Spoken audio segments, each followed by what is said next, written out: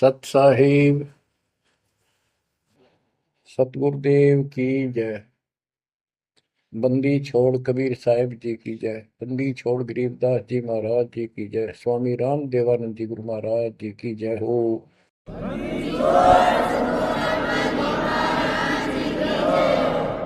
सर्व संतों की जय, सर्व भक्तों की जय, धर्मी पुरुषों की जय।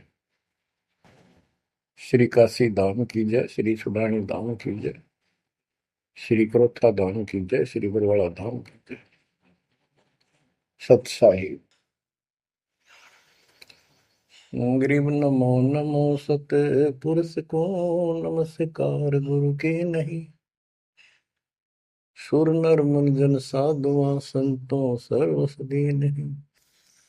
सतगुरु साहेब संत सब दंडो तुम प्रणाम। आगे पीछे मध्य हुए तिनको जा कुर्बान।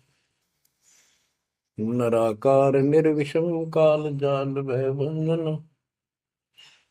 निर्लेपम निज निर्गुणम अकल अनुपेशंदनम।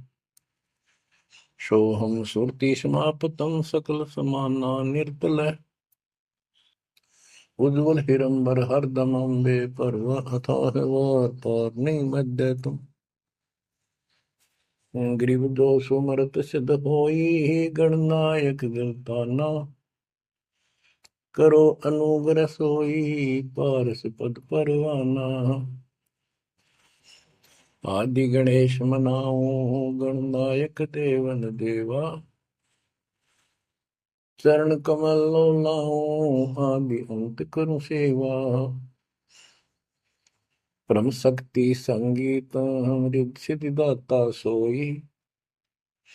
अविगत गुण अतीतम सत पुरुष निर्मोही। जगदम्बा जगदीशम मंगल रूप मुरारी। तन मन अर्पों शीसम भक्ति मुक्ति भंडारी। सुर नर मुनि जन ध्यामय ब्रह्मा विष्णु महेशा। शेष सहस मुख गावै पूज्य आदि गणेशा। इंद्र कुबेर सरीखा वरुण धर्म राय जावै। समर्थ जीवन जी का मन इच्छा फल पावै। 33 कोटि अधारा जावै सहस 88। उतरै बहुदल पारा कट है यम की फांसी। कबीर सतगुरु के उपदेश का सुनिया एक विचार। जय सतगुरु मिलते नहीं जाते नरक द्वार। नरक द्वार में दूत सब करते खेचा तान। उनसे कभू नहीं छूटता फिरता चारों खाने। कबीर चार खानी में भरमता कबहू न लगता तार। सो फेरा सब मिट गया मेरे सतगुरु के उपकार। जय जय सतगुरु मेरे की जय जय सतगुरु मेरे की। सदा साहिबी सुख से बसियो अमरपुरी के डेरे की। जय जय सतगुरु मेरे की जय जय सतगुरु मेरे की। सदा साहिबी सुख से बसियो अमरपुरी के डेरे।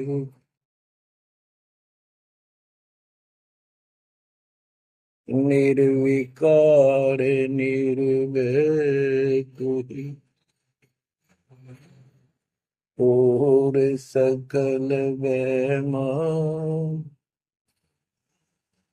यदि साधो और सकल वैमा। सब पर तेरी साहिबी, सब पर तेरी साहिबी, तुझ पर साहिब ना,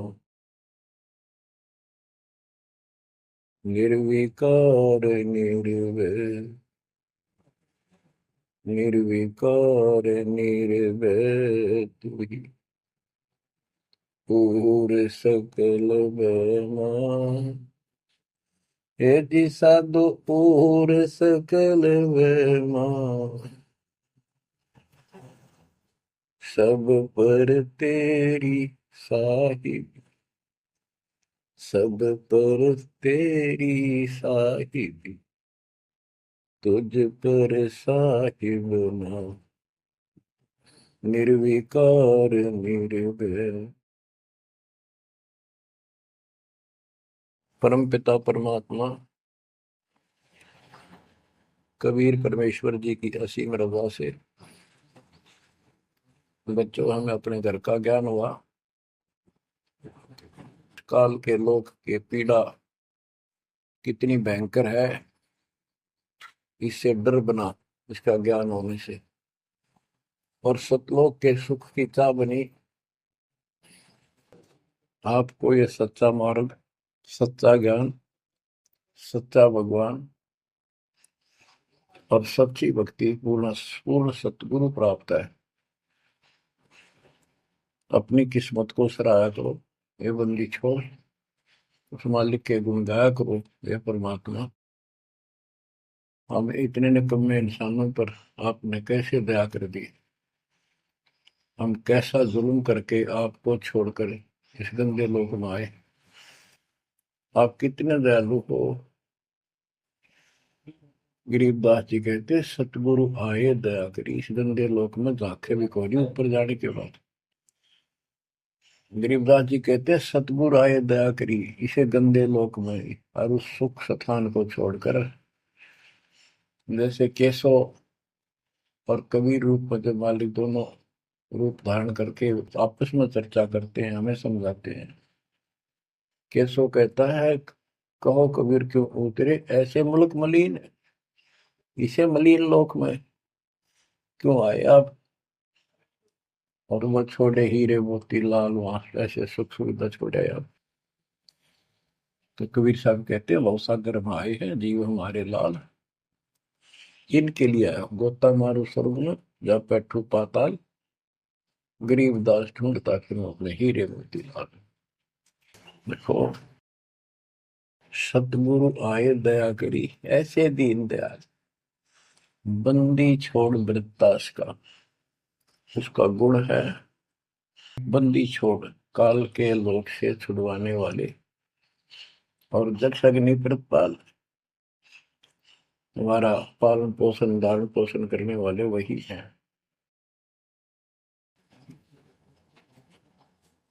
आपको इतना ज्ञान सुना दिया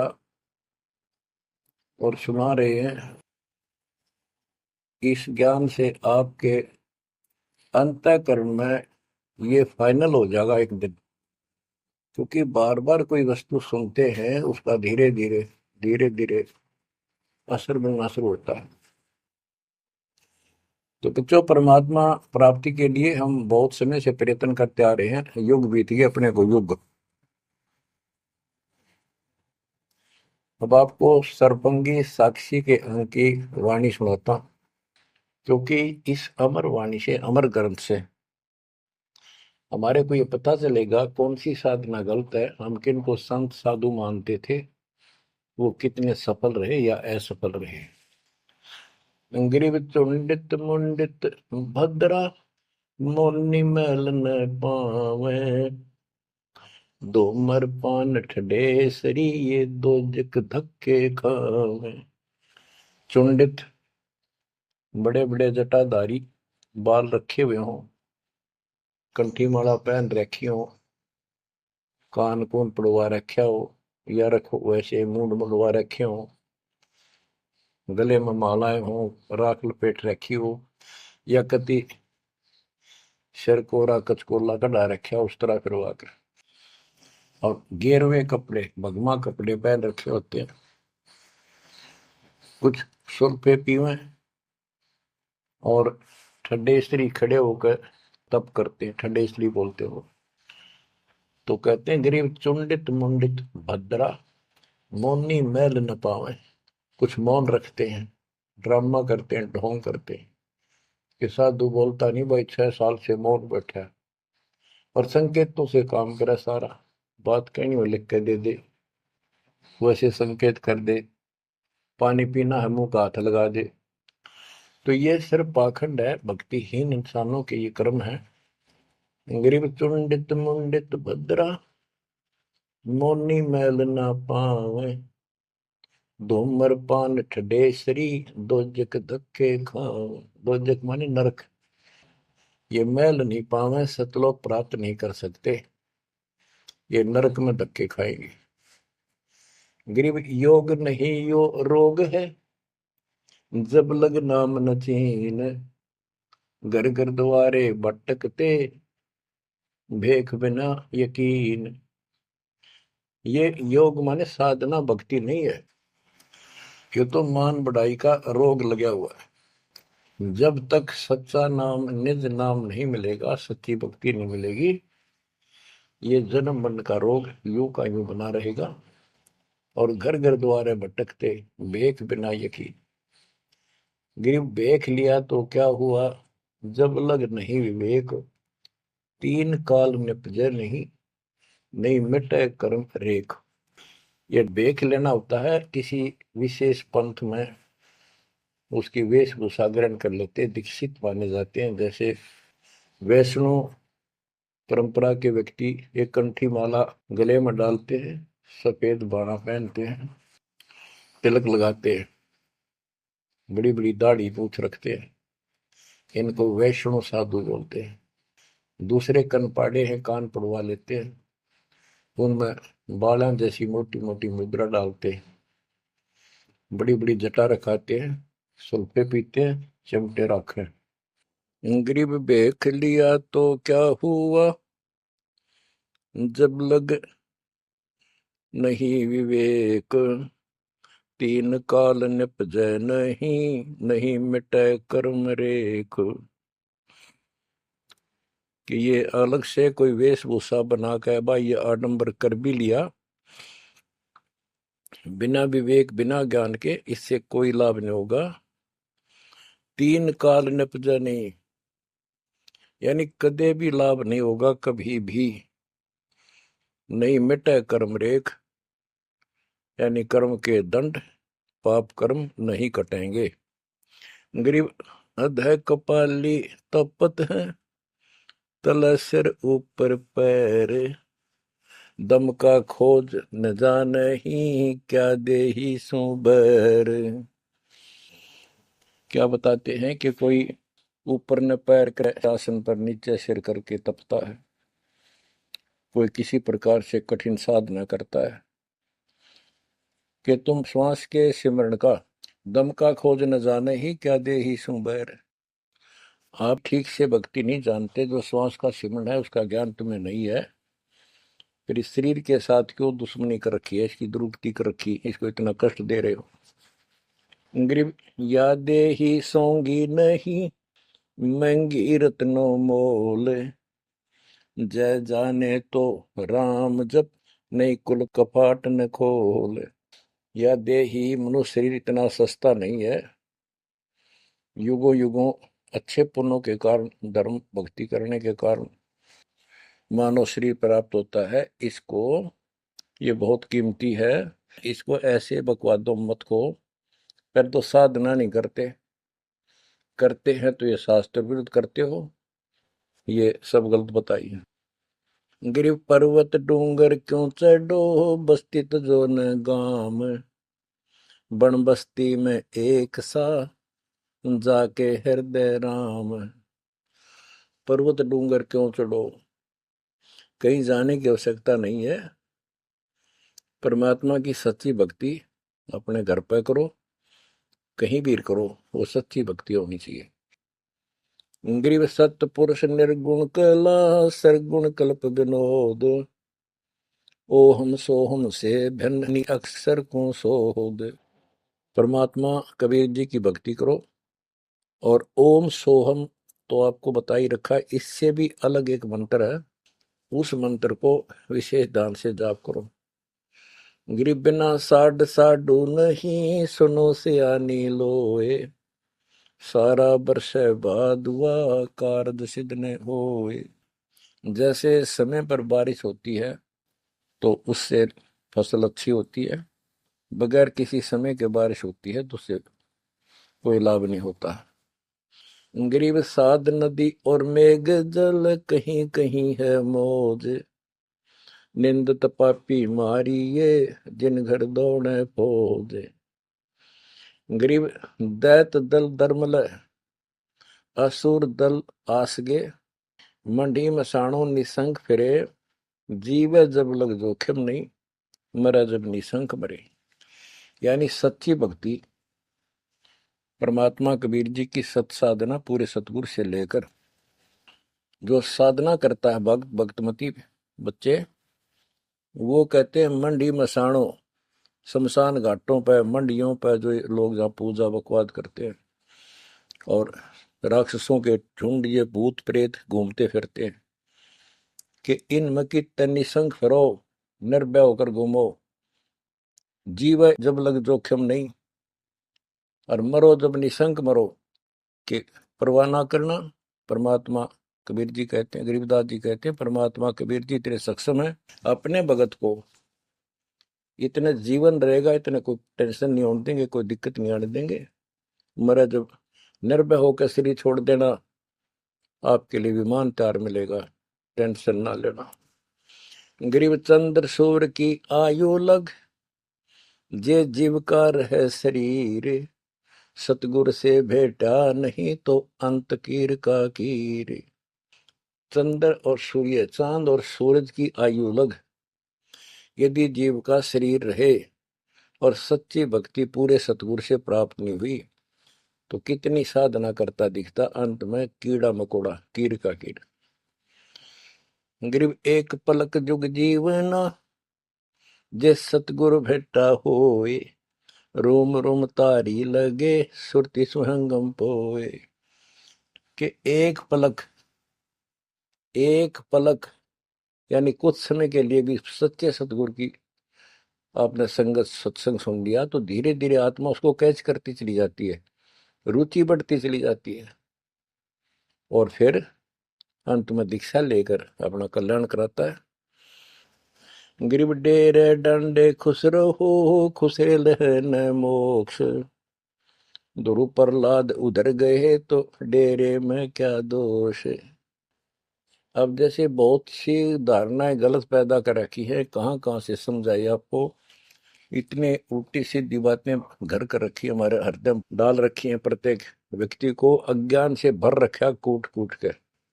कई कहते हैं कि गृहस्थी पार नहीं हो सकते, बाल ब्रह्मचारी रहो, उनकी मुक्ति होगी। गरीबदास जी स्पष्ट करते हैं कि डेरे डंडे खुश रहो, खुश रे लहन मोक्ष। यदि ब्रह्मचर्य का पालन करने मात्र से मोक्ष होता है तो ये हिजड़े तो पहले पार हो जाए, इनका तो कोई दिक्कत को नहीं किसी प्रकार की। फिर कहते हैं ध्रुव पर लाद उधर गए, फिर डेरे में क्या दोष। डेरा माने गृहस्थी। ध्रुव 5 साल की आयु में ने कठी साधना की, ये पिछले संस्कारों से ऐसे रिजल्ट मिलते हैं। इनको परमात्मा मिले विष्णु रूप में, इसने राज मांगा, इसको राज मिल गया। इसका भाई उत्तम को राज दे दिया गया था, जो इसकी मौसी का बेटा था, और वो किसी लड़ाई में मारा गया। इकलौता पुत्र शेष ध्रुव बच गया उत्तान पात के। तो वो राज जो मां ने कर्म फोड़ के एक भगत को सताकर, अपनी बहन को भी सताया था इस सुरीति ने, जो उत्तम की मां थी। ध्रुव का भाई उत्तम था, मौसी का बेटा। तो उसने इतने कर्म खराब किए, अपनी बहन को सताया, ध्रुव भगत को तंग किया, उसका लात मारी, धक्के मारे, अपने बेटे को राज दिलाया। परमात्मा की लीला देखो। उत्तम युद्ध में मारा गया, ध्रुव को फिर वो राज मिला। ध्रुव की अपनी भी शादी हो चुकी थी और उत्तम वाली पत्नी भी ध्रुव के साथ लगाई गई। तो कहने का भाव ये है, बकवाद नहीं चले, वे विचार परमात्मा को कति पसंद नहीं। पर शादी विवाह कभी मना नहीं किया। ब्रह्मा विष्णु महेश तीनों शादीशुदा, और इनके उपासक को ब्रह्मचारी रहना चाहिए। अच्छी बात है, बकवाद नहीं करनी चाहिए, लेकिन ये एक गलत धारणा बनाना अच्छी बात नहीं। डेरे डंडे खुसरो हो, खुसरे लहन मोक्ष, ध्रुव प्रहलाद उधर गए तो डेरे में क्या दोष। प्रहलाद को 10 साल की उम्र में भगवान प्राप्ति हुई थी, यानी नरसिंह रूप धारण करके परमात्मा उसके लिए आए और उसके बाप राक्षस को मारा, प्रहलाद को राज दिया। प्रहलाद का विवाह हुआ, प्रहलाद का पुत्र बैलोचन हुआ और बैलोचन के राजा बलि हुए। जो प्रहलाद का पोता था राजा बलि, जिसने 100 अश्वमेघ यज्ञ की और परमात्मा बावना बनकर आए और उसका वो यज्ञ खंड किया, पाताल का राज दिया। तो कहने का भाव ये है कि जब तुम मानते हो ध्रुव और प्रहलाद पार हो गए, तो जब ये पार हो गए तो गृहस्थी में क्या दिक्कत है। यदि जिस तरह ये लोग दिखावा करते हैं, जंगल में चले गए तपस्या करते हैं, एक टांग पर खड़े हैं, कोई ऊपर न पैर करके तपस्या कर रहा है, कोई 5 धूणी ला रहा है, कोई पानी में खड़ा है, अगर ऐसे ही भगवान प्राप्ति हो तो 12 नंबर तक कभी ना गृहस्थियों का। जबकि साधना थी यही थी, डेरा डंड है, खुश रहो, अपने घर रहो, भक्ति करो, धंधा करो, निर्वाह करो, निर्वाह के लिए काम करो। जैसे गीता अध्याय 3 श्लोक 9 में कहा है कि अर्जुन, यदि तू एक स्थान पर बैठ कर भक्ति करेगा तो तेरा निर्वाह कैसे चलेगा। कर्म सन्यासी की बजाय कर्म योगी बन, काम भी कर, राम भी रट। 8वें अध्याय के 7वें श्लोक में कहा कि तू युद्ध भी कर और मेरी भक्ति भी कर। यानी काम, युद्ध से कठिन तो काम होता ही नहीं। तो यह बताते हैं, और गरीब गाड़ी बाहो, घर रहो, खेती करो खुशहाल, साईं सिर पर राखिए तो सही भक्त हर लाल। गरीब डेरे डंडे खुसरो हो, खुसरे लहन मोक्ष, ध्रुव प्रहलाद उधर गए तो डेरे में क्या दोष। जैसे गलत धारणाएं पैदा कर रखी है कि मोक्ष तो उसको प्राप्त होगा जो घर छोड़ जाएगा, जंगल में कठिन तपस्या करेगा, परिवार का मोह त्याग देगा और ब्रह्मचारी जीवन जिएगा। तो यहाँ गरीबदास जी स्पष्ट करते हैं कि डेरे डंड खुश रहो, ये खुसरे लहे ना मोक्ष, अपने घर पर रहो आराम से। यदि ब्रह्मचर्य का पालन करने मात्र से और जंगल में बैठ जाने से मोक्ष होता है, तो ये खुसरे इजड़े तो सारे पार हो जाए। नहीं, ऐसा नहीं है। आप मानते हो ध्रुव पार हो गया, आप मानते हो प्रहलाद पार हो गया।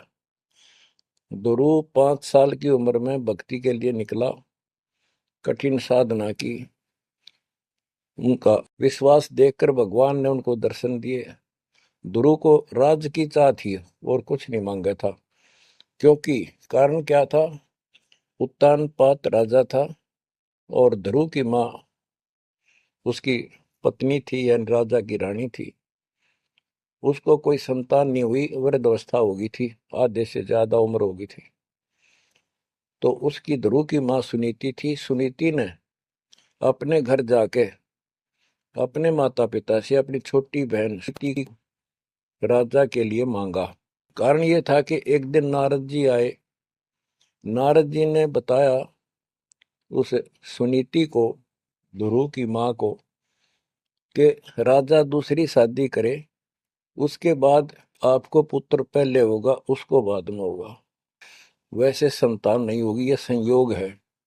रानी ने राजा को मनाया, अपने घर वालों से रिक्वेस्ट करी, आखिर में उस लड़की छोटी बहन को राजा के शादी करवा दी। अब सुरीति ने ये ईर्ष्या होगी कि मेरी बहन ने मेरा जीवन बर्बाद कर दिया, एक बूढ़े का ब्याह करवा दिया मेरा, मैं किसी राजा के शादी होती, स्वतंत्र रहती। जब विवाह करके राजा आ रहा था सीमा के ऊपर, कहा यहाँ लेके आ रहा था अपनी सुरीति सेकंड पत्नी को, राज की सीमा पे जाके रथ रुकवा लिया और बोली वो सुरीति मेरी कंडीशन है, ये मानोगे तो मैं आगे कदम रखूंगी, नहीं मैं तेरे साथ नहीं जाऊंगी। राजा ने पूछा क्या बात है, कि जो मेरी बहन है उसको निकाला दे दे, उसको अलग रखेगा, उसको खाने का भी माप तोल के देना होगा, दुहागन करेगा। इसमें काफी कंडीशन होती है, दुहागन के लिए अलग से मकान बनाया जाएगा। राजा ने मान लिया। और दूसरे ये होगा कि जो मेरा पुत्र होगा उसको राज मिले, मेरी बहन के पुत्र को राज न मिले। इस तरह की शर्त सारी राजा ने मान ली। आगे फिर पहले ध्रुव हुआ। ध्रुव जब उत्पन्न हुआ उस समय माँ वैराग्य में थी, घर से अलग दूसरी जगह रखा हुआ था। और ये बहुत लंबी कहानी है, इतना यहाँ नहीं बता पाऊंगा। तो उत्तम को राज दे दिया, ध्रुव को धिक्कार दिया, भगा दिया उसकी माँ ने। तो ये लंबी कहानी है, यहाँ इतना समय नहीं मैं आपको बता पाऊंगा। तो ध्रुव परमात्मा से राज लेने के लिए माँ से पूछा ध्रुव ने, माँ उत्तम को राज किसने दिया?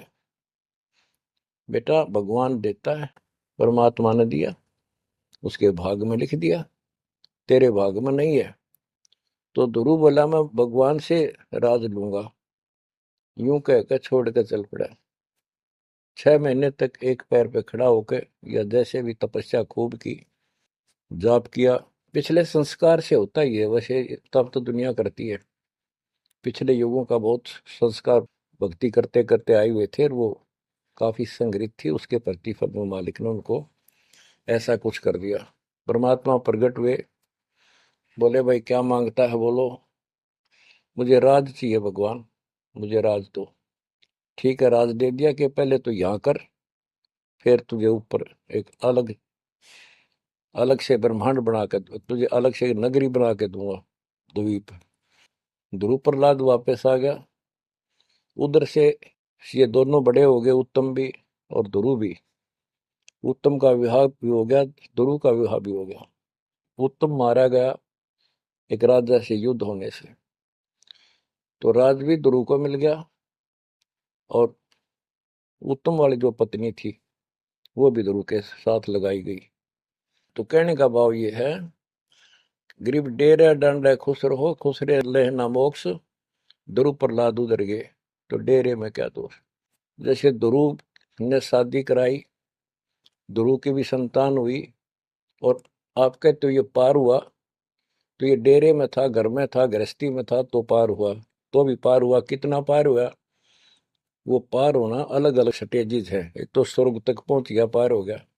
ये स्वर्ग तक पहुंचने को पार मानते थे। और प्रहलाद प्रहलाद भगत की 10 साल की उम्र में परमात्मा मिले, नरसिंह रूप धारण करके उसकी रक्षा की। उसके बाप राक्षस को मारा, प्रहलाद को राज्य दिया, और उसने शादी कराई प्रहलाद ने बड़ा होकर के। उसके एक पुत्र हुआ बैलोचन, और बैलोचन का पुत्र हुआ राजा बलि, यानी प्रहलाद का पोता राजा बलि था, जिसने 100 अश्वमेघ यज्ञ की थी। और भगवान बावना रूप धारण करके उसकी 100वीं यज्ञ को खंड कराने के लिए गए थे। तो कहने का भाव ये है कि गरीबदास जी कहते डेरे डांडे खुश रहो, खुश रे लेना मोक्ष, ध्रुव प्रहलाद उधर गए। इनका उद्धार हो गया। कितना हो गया वो उस भक्ति से पर निर्भर करता है। तो इस गृहस्थी में क्या दोष। बच्चों ये वाणियां कैप्सूल रूप में बना रखी है, जैसे पुड़िया होती है। इस एक पंक्ति में बहुत बड़ी कथा इसके अंदर भर रखी है। ये सुनाता हूँ। गरीब ज्ञानी को सतगुरु मिले, खोजी दीन ताड़, सिर पर सत कबीर है, उड़ी भरम की बाढ़। हमारी ये भरम की बाढ़ हमारी सब शंकाएं समाप्त कर दी कबीर भगवान के अमृत ज्ञान। कबीर और ज्ञान सब ज्ञान ली, कबीर ज्ञान सो ज्ञान, जैसे गोला तोड़ का करता चले मैदान। गरीब दत्ता जी आगू मेले, दक्षिण बीच दयाल, सूखा खूंट हरा हुआ, ऐसे दीन दयाल। दत्ता जी आगू मिले, दक्षिण बीच दयाल, सूखा खूंट हरा हुआ, ऐसे दीन दयाल। एक दत्ता तथा जिया नाम के दो ब्राह्मण भाई थे। इनको तत्वा जीवा भी कहते हैं। ये अपनी देसी भाषा में गरीबदास जी ने दत्ता जिया का है। ये गुजरात स्टेट के अंदर एक भरूच शहर है, भरूच, समुद्र के किनारे पर। और उससे 12 किलोमीटर दूर एक मंगलेश्वर गांव है। हम खुद देख कर आए थे उसको, उस स्थान को। कई भगत थे मेरे साथ। तो मंगलेश्वर गांव के पास एक शुक्ल तीर्थ नाम का गांव हुआ करता था, जिसमें जिया और दत्ता, ये दो ब्राह्मण भाई भी रहते थे। वो सारा ब्राह्मणों का ही गांव था। वो आसपास गांव में जाके पंडिताई किया करते थे। दत्ता और जिया बहुत ही परमात्मा के चाहने वाले थे। वो सत्संग सुनने जाया करते थे। जहां भी किसी साधु संत का सत्संग होता था तो सभी ये कहते थे अभी मोक्ष के लिए पूर्ण सतगुरु की आवश्यकता होती है। गुरु बिन मोक्ष नहीं होगा, गुरु बिन सच्चा ज्ञान भी नहीं होगा। जहां भी जाते थे वो मंडलेश्वर प्रवक्ता एक ही बात बताते थे। तो जीवा और तत्वा ने दोनों भाइयों ने विचार किया कि भाई जहां भी हम सत्संग जिसका सुनते हैं वही हमें तो बहुत पूर्ण गुरु लगे। जिसके विचार सुनते हैं वो उससे भी अच्छा लगता है।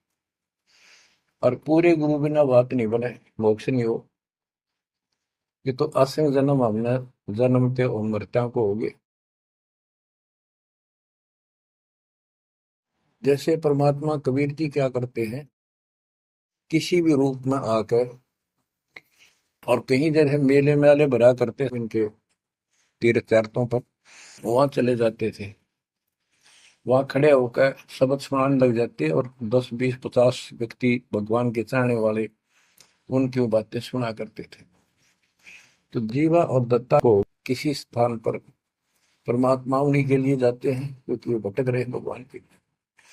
ये बातें बताई कि पूर्ण सतगुरु हो, सच्चा ज्ञान हो, तो तब मालिक का राह मिलेगा, मोक्ष मिलेगा। असंग जन्म पर मत होगे, कुछ नहीं हाथ लगा रहे, इस तरह की जबरदस्त बातें बताई। तो उनसे वो प्रेरित हुए। उनको नहीं पता था ये कौन है।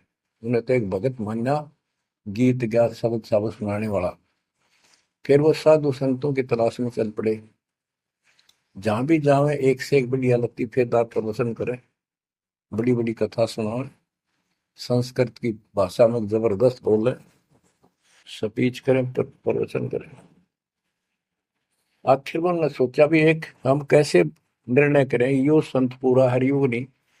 हम किसी को पूरा संत मानकर उसके आश्रित हो जावा, अंत में उस पता चले उस पूरा नहीं, मनुष्य जीवन तक गया ही, ये बार बार नहीं मिलेगा। आखिर में उन्होंने एक फैसला कर लिया कि हम एक बड़ के पेड़ की सूखी टहनी लगाएंगे, गमला बना के धरती में गड्ढा खोद के जैसे पौधा लगाया। और जिस संत के चरणामृत से ये हरी होगी, हम उसको गुरु बनावाएंगे।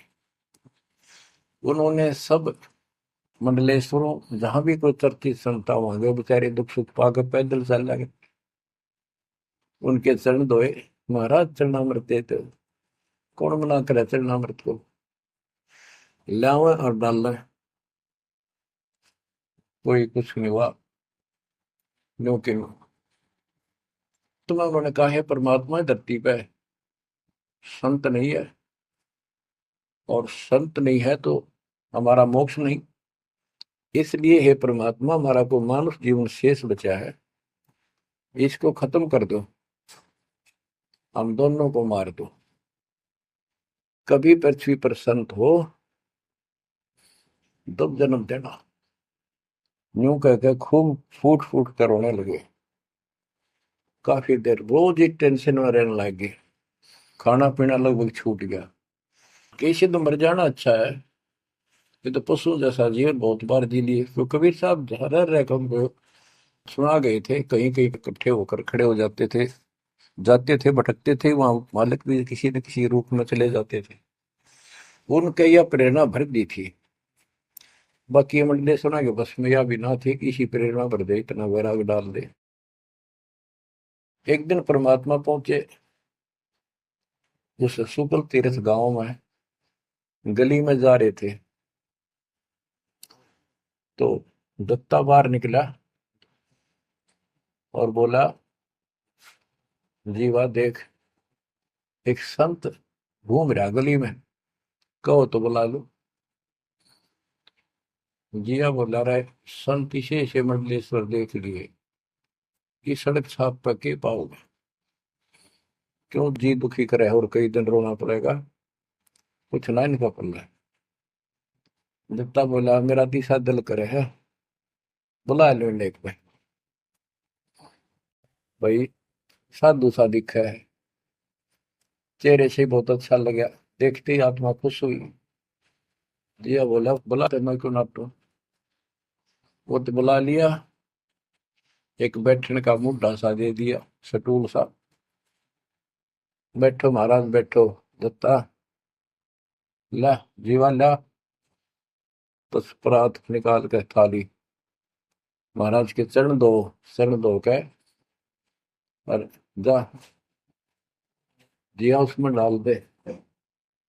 पौधा में डाल, अगर संता के चरण अमृत इधर उधर में डालिए, कितना गमले में डाल दे।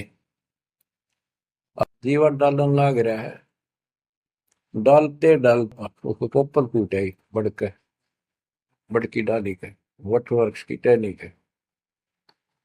जिया बोला, दत्ता बाग आइए आइए, क्या होगा। दोनों देख कर सुन हो गए, आते पैर पकड़ लिए। हे परमात्मा, हमने तो ये सोच लिया था धरती पर संत नहीं है। कबीर साहब बोले, जिस दिन पृथ्वी पर संत नहीं होगा, आग लग जाएगी इस पर, या कोई नहीं बचेगा, काल फूक देगा इस पृथ्वी को। ये मान ले का पहले क्यों ना आए, हम तो बहुत भटक लिए थे, हम तो सोच लिया था धरती में कोई संत नहीं, और हम तो मरा हो, भूखे पैसे रह के कभी ना जीण के रहे थे ना मरण के। तो परमात्मा से काफी लिपट के, सीने के लग के, कभी चरणों में गिर के, और सौ शुक्र मनाओ, हे परमात्मा पहले क्यों नहीं आए, हम तो हमारे लिए कति सारे घूम लिए नीलेश्वरों के, किसी के पास कुछ नहीं पाया। परमात्मा बोले, बच्चों ये संत की पहचान नहीं थी जो तुम कर रहे थे, ये सिद्ध भी कर दे थोड़ी बहुत, संस्कार जादूगर कर देते हैं, हथेड़ी में गेहूं हरे कर देते हैं, ये कोई पहचान थोड़ी तुमने ये क्या तरीका अपनाया था। संत की पहचान ज्ञान से होती है, समाधान से होती है। और मैं पहले भी आ सकता था, लेकिन आपका कति विश्वास नहीं रहा हो, मेरे में कति विश्वास नहीं बनना था, क्योंकि मैं तो आपका ऐसा लग रहा हूँ जैसे आंधड़िया फिरनिया मांगड़िया खड़िया, और वो मंडलेश्वर जिसके लाखों हजारों बड़े बड़े सेठ साहूकार शिष्य। तुमने सोचो कि और भी कोई होगा जरूर, इसने सड़क छापने के छोड़ उनके पास जाते, वहां कुछ मिलना था नहीं, तो मेरे तो भी चले जाते। गुरु के प्रति नाम दीक्षा लेने के बाद स्वप्न में भी नहीं आना चाहिए आज कोई नकली संत। लेकिन कबीर साहब ये भी कहते हैं कि जब ल गुरु मिला नहीं साचा, तब ल गुरु करो दस पाचा। पूरा गुरु ना मिला, इतने चाहे 100 छोड़ दो, 10 20 कितने छोड़ने पड़ो, त्याग दो, लेकिन मेरे प्रति तुम्हारी अविश्वास हो जाता तो मेरे से खत्म हो जाते आप। इसलिए मैं लास्ट में आया हूं, तुम्हारी सारी फड़क निकल ली। तुम कभी थक कर और छक कर बैठ चुके थे कि कोई कितना कुछ नहीं किसी के पास। ये सिद्धि भी कोई ना लिए पास, ये बनने इनकी फेल कर दी ना, कोई इनको चमत्कार भी कर दे उतारे लिए। इसलिए फेल करी कि ये पहचान संत की नहीं होती। लेकिन तुम मेरे पिछले संस्कारी थे, इसलिए मैं काल के मुंह में तुम्हें नहीं जान दे सकता। एक भक्ति करो। अब उन्होंने सब वो बकवाद पूजाएं जो यजमान बना रखे थे वो छोड़ दिए। कोई किसी का झाड़े झूड़े लाना या किसी के मृत्यु पे, जन्म होने पर किसी का नहीं ले जाना छोड़ दिया। सत साधना करने लगे, जमीन थी अपना खेती करें और परमात्मा की कृपा से बढ़िया गुजारा हो गया। ब्राह्मणों को इस बात की ईर्षा होगी, इन्होंने तो धर्म बदल लिया और हमारी सब क्रियाएं छोड़ दी, उस कुल को जाति से घेर दिया, निकाल दिया। फिर क्या होता है, चलो निकाल ले रो जाति तो कोई फर्क नहीं पड़ता। उन्हें तो अपना कमा के खाना था और भक्ति करनी थी, मोह पाना था। एक का लड़का था, एक का लड़की थी, दोनों भैया जवान हुए। ब्राह्मणों को यहाँ शादी के लिए जावे, रिश्ते के लिए लड़की का सब मना कर दिए, तुम तो जाति बहिष्कृत हो, हम तुम्हारी कन्या का वहां नहीं लेंगे, रिश्ता नहीं कोई। दोनों टेंशन में आ गए। कबीर साहब बोले ऐसे करो, तुम ये अफवाह फैला दो कि भाई जीवा का लड़का और दत्ता के लड़के की शादी कराएंगे उस दिन, और वो तक हमारे बच्चा ने उठता नहीं, हमने तो आपस में ब्याह करना पड़ेगा इनका। ये सारा सुरसराट फैला दिया। पंडितों की पंचायत हुई। उन्होंने कहा भाई, विचार किया कि ये तने कब में होगे सो होगे, फिर बच्चों का क्या दोष है। बच्चा नाम ब्याह होंगे भाई, ये तो जुल्म होगा, कति दिन भ्रष्ट हो जाएगा। बाण भाई का ब्याह कदे हुआ करे, रह कति दुनिया थूकेगी हमारे गांव के गांव को। पंचायत होने के बाद 10-20 आदमी आए, इन्होंने बोले भाई सुन दो, यू कदम नहीं उठाओगे तुम, यह बेटी हमारी है, बेटा हमारा है, हम इनका रिश्ता करेंगे। दोनों का रिश्ता हो गया। परमात्मा बोले देखा बेटा, मांग लेगी ना फटकड़ी, रंग भी आया चोखा, हो गया ब्याह भी हो गया और सारे काम हो गए, टेंशन ना लो। तो बच्चों, मुश्किल से आसान करेगा आन के, ओए होए, एक केसो बंजारा उतरा जान के। तो कहते हैं ऐसे कोई दिक्कत आओगी तो मालिक 100 समाधान निकालेगा, पर निकालेगा तब जब आप उसके प्रति पूर्ण रूप से समर्पित हो जाओगे। गरीब आसन अचल कबीर का, सबका सतगुरु एक, ब्रह्मंड 21 समझ ले, या धूमे के सिरेख। कि 21 ब्रह्मांड को देख ले, ये धूमे के सिरेख यानी कति नासवान, बिल्कुल अस्थाई, इनका कोई अस्तित्व नहीं। अब साइंस ने ये सिद्ध कर दिया, साइंटिस्टों ने, खगोल भूगोल के जानने वालों ने, खगोल भूगोल के जानने वालों ने ये सिद्ध कर दिया है, पृथ्वी भी घूमती है, सारे लोग घूमते हैं। यहां तक भी सिद्ध हो गया कि सूर्य भी चला है, लेकिन पूरे ब्रह्मांड के साथ चलने से इसका पता नहीं लग रहा, ये घूमते हैं। कहने का भाव ये सारे ऐसे लटके हुए हैं जैसे पतंग। गरीबदास जी ने कहा सर्वलोक ऐसे है जैसे पतंग आकाश में लटके पड़े हैं, और जिस दिन भी इसका अंत होगा, सारे एक दूसरे से टकरा टकरा कर आग लग जाएगी, या कोई ठीक ठिकाना नहीं है। अब क्या बताते हैं परमात्मा, गरीबदास जी ने बताया अपने भगवान के बारे में, गरीब आसन अचल कबीर का, सबका सतगुरु एक, ब्रह्मांड 21 समझ ले, या धूमे के सिरेख। 21 ब्रह्मांड को से सब नासवान धूमे के साथ धूसी उठी है, नथिंग एल्स। बच्चों इस शरीर में देखो अपने ना, ये कितना सुंदर लगा है, कितना अच्छा, कितना प्यारा। हरकत ही खूब, एक्सरसाइज इसमें करा, कुश्ती इसमें करा, छलांग इसमें लगा ला। ये मालिक की कृपा से सारा कुछ हो रहा है, उसने इसमें शक्ति दे रखी है। और जरा सी उग चुक हो जा, हाथ ना उठा आदमी का, अदरंग मार जगो, वो है पहलवान। तो परमात्मा कहते हैं इस कच्चे शरीर में इतना मत भूले, भगवान को ना भूले। ये लोक अच्छा नहीं है, या कोई भी ठीक नहीं है, या जो दिखाई देता है ये सब नाशवान है। गरीबदास कहते हैं, दृष्टि प्लस फना है धर्म बर कैलाश, या कृत्रिमवादी झूठ है, बनावटी। ये सारा बनावटी है। सुरत समो श्वास, कृत्रिमवादी, ये बनावटी लोग हैं सारे। जैसे करने नो दीदार में प्यारा है, एक शब्द है संत परमात्मा कबीर साहब का। उसमें बताया है कि आदि माया की नी चतुराई, और झूठी बाजी पिंड रचाई, ताका प्रतिबिंब डारा है। सतलोक की जो व्यवस्था ऐसी ही है, उसमें बहुत द्वीप है, और ऐसे ही मानव स्त्री पुरुष शरीर है, लेकिन वो अमर हैं, ये नासवान है। ये समझो मिट्टी के, और वो स्टेनलेस स्टील के, सोने के। वहां का जो शरीर है वो अमर है, वहां के देवता रूप हम सब देव देवी रूप में हो जाते हैं वहां पे, लेकिन इस भक्ति के शक्ति से होते हैं। तो उसकी नकल कर रखे आप, टोटली नकल। ये शरीर कितना सुंदर लगा आपका, मृत्यु के बाद इसको फूकते हैं ना, 1 किलो राख हो जाती है।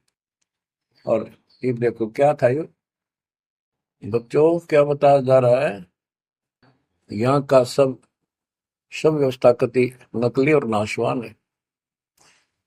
चारों वेदों का ज्ञान नकली, जिनको हम भगवान मानते थे वो भगवान नकली। हमारे को कति मूर्ख बनाकर रख रखा है, हमारी ऐसी स्थिति थी आज के दिन। आप इसने मानो चाहे ना मानियो, 100 की 100 साची है। हमारे बस की बात नहीं, ये याद तो रखनी पड़ेगी आपने, आपका बस का भी नहीं है कि इसने इस मन हटा लो। इसके मन हटाने की विधि हमारे पास है। इस ज्ञान को जरूर सुनते रहो, 100 काम छोड़ कर सुनो जब तक दाता ने रजा कर रखी है। ये आपको अंदर से मांझ देगा आत्मा न कति, आत्मा को इतनी प्रबल कर देगा ना, कति अटक कर खड़ी हो जाएगी उस मन के साथ एक दिन। इसका डट का मुकाबला करेगी, तजब्बा हाथ खड़े कर दे है यार, मन डरा दे इसने, नो हो जाएगा, काम छोड़ देगा, और नहीं नो हो जाएगा, नुकसान हो जाएगा। इस ज्ञान से इतनी मजबूत हो जाए कि होने दे जो होगा, और मरे गए तो फिर यू काम लग के चाटांगे। ज्ञान बिना बात नहीं बना करती। गोरख से ज्ञानी गणे, दुनिया ज्ञान बढ़ताती फिर है, और बहुत सी छोटी छोटी बातों से प्रसिद्धि पता नहीं कौन पाले हैं। कोई कहते बड़ा बाल ब्रह्मचारी है, उसी से उसकी महिमा होगी। गोरख से ज्ञानी गणे सुख दे जति जिहान, और सीता सी वो बारिया संत दूर स्थान। इस ज्ञान को सुनते रहो, और फिर यह भक्ति जो दे रखी, ये आपकी आत्मा को इतना प्रबल कर देंगी, ताकतवर बना देगी, रेसलर। जब वक्त आओगे यहाँ से जाने का, इस मन में पटक देगी ठाक है, और सब मोह ममता से मन एकदम हट जाएगा, पट जाएगा। हटा नहीं, हटाए नहीं हटता है इस ज्ञान से और इस भक्ति की ताकत से। तब पीछा छूटेगा आपका, कहते बात बनाए इस बात ही नहीं बना करते, काम नहीं बनेगा। या सब कुछ झूठा। जैसे व्यापारी लोग क्या करते हैं, भैंस का काटड़ू मर जाए बच्चा, उसकी खाल उतरवा के उसमें तूड़ा भरवा दिया करें ना। उसका मुंह होता है पूछड़ पूछड़, और बाल बूढ़ ऐसे ही होते हैं, और भैंस के सामने रख दे, वो उसी को अपना बच्चा मान लेती है, उसको चाटती है, लाड करती है। उसको लेकर टाइम का रस्सी में चलते हैं, वो उसके पीछे पीछे रहा रहा रहा करती भागती रहती। इतना दिमाग है उसके अंदर। आज अपने अंदर इतना दिमाग छोड़ रखा काल ने, जैसे या कोई इंजीनियर बना रहो चाहे साइंटिस्ट बना बैठा रहो, और कितना कुछ बातें बनाने वाला एजुकेटेड समझ ले। क्या है ये बच्चे, हाड़ चाम मांस के लोथड़े ऊपर चाम लपेट रखा, क्या ये शरीर है? और इसमें इतना मोह बढ़ा दिया, हमारे बस का नहीं, हो ही नहीं सकता। वो वैसे ने कौन समझावा कि ये ऐसा नहीं है, इसमें कुछ नहीं है। कोई बात नहीं, आप इस ज्ञान न सुनते रहो, आपको भी और इस सारे के सारे परिवार को भी परमात्मा वहां ले आओगा। धीरे धीरे धीरे धीरे आप पर अंध कट जाएगी, किसा शरीर हो किसा भी हो। तो ये शरीर जो है ना, परमात्मा की कृपा से आपको एक दिन एहसास हो जाएगा कि यहाँ से तो जाना पड़ेगा। और बच्चों ने भी दीक्षा ले ली, सत्य राह पकड़ गई, क्योंकि हमारा लाइन पाना कठिन था, बच्चों का तो बहुत आसान हो गया। तो माता पिता से ही राह पर चल रही है, लग जाएंगे कि ये तो जन्म से ही इस मार्ग पर चल पड़े, इनकी तो मुक्ति गारंटीड है और है आपकी भी।